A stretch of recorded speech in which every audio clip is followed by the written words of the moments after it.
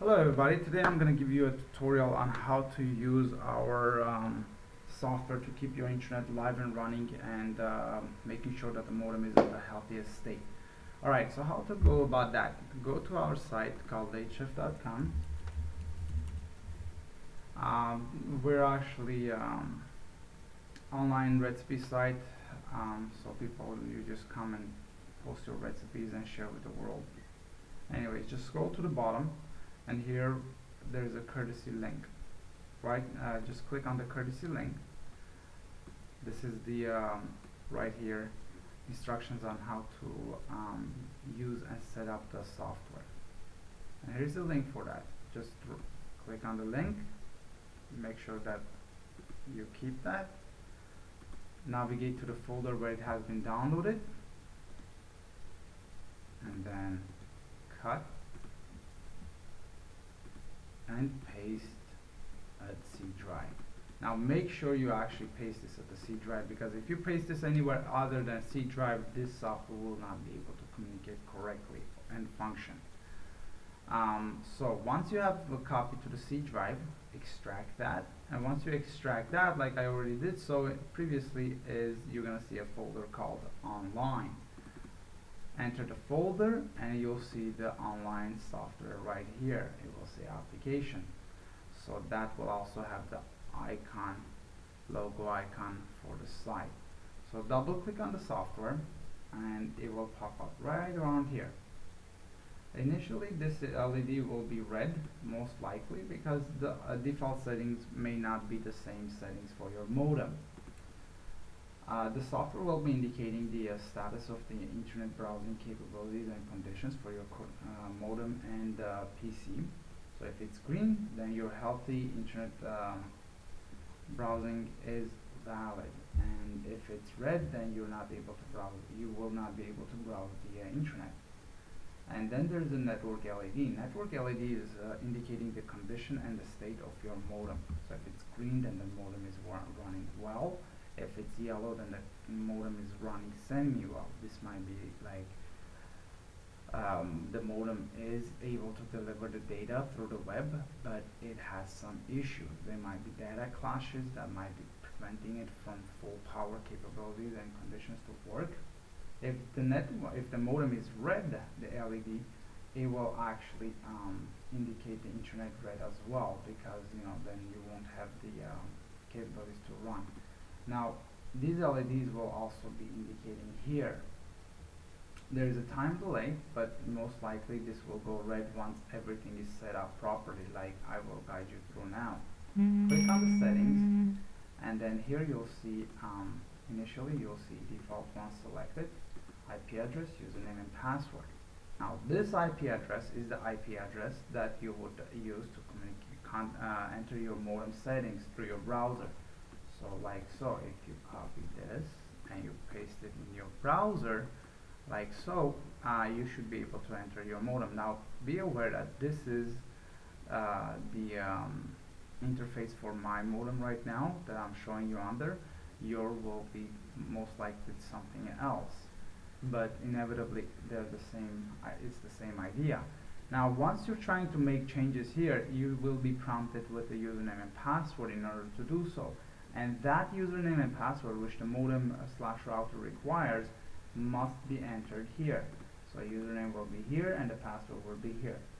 Now the last step is to make sure that this software is able to communicate, send and receive commands through the modem. Now to do the testing, we select the default one and press test. I suggest to press a couple of times, 3 times most likely, because some of the modems they require once, some of them require twice, some of them require 3 times. I've never seen one that requires more than 3, but never know. So now once you click the test, physically check on the modem and see if the modem is restarting. So the LEDs on the modem will go blank, and then they will start from power and so on and so forth, and it will restart slowly. Now if it does not restart on the pressing of the test, select default 2 and then press it again, and you will see the black screens flashing again. So this is sending commands to restart the modem.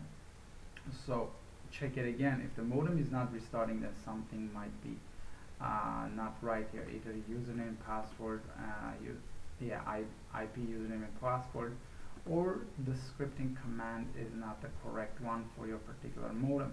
Now this has been intensively tested and developed under Smart RG 505N. Now this is actually a modem provided by Canadian network providers such as ACNAC, TechSavvy, and subdivision of Bell providers, Bell Canada.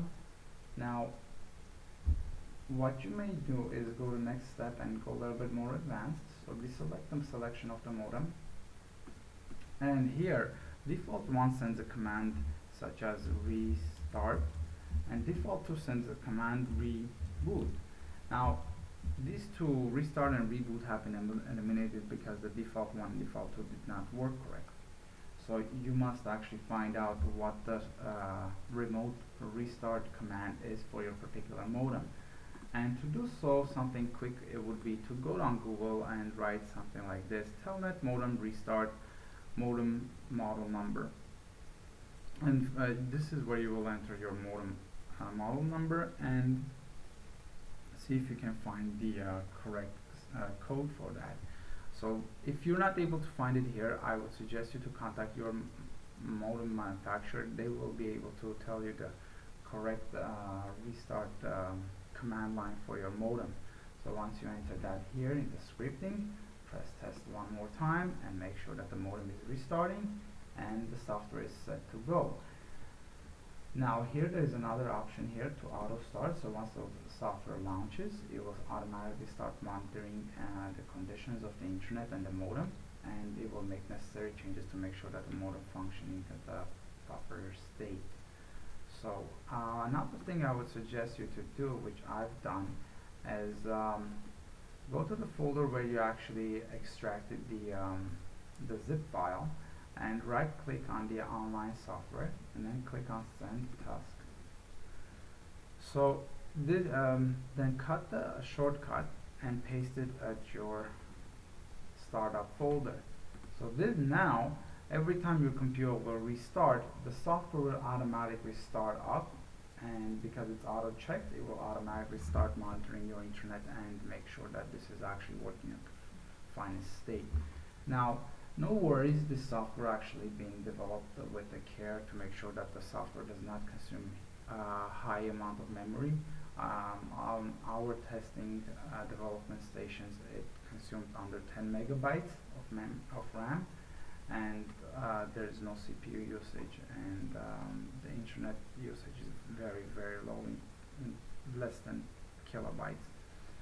So yeah, that's basically it. You can actually monitor on your system yourself. You'll see that this is actually just sending communication line, nothing to, you won't slow down your internet browsing speed. Well, thank you very much for watching this video, and happy browsing. Bye bye.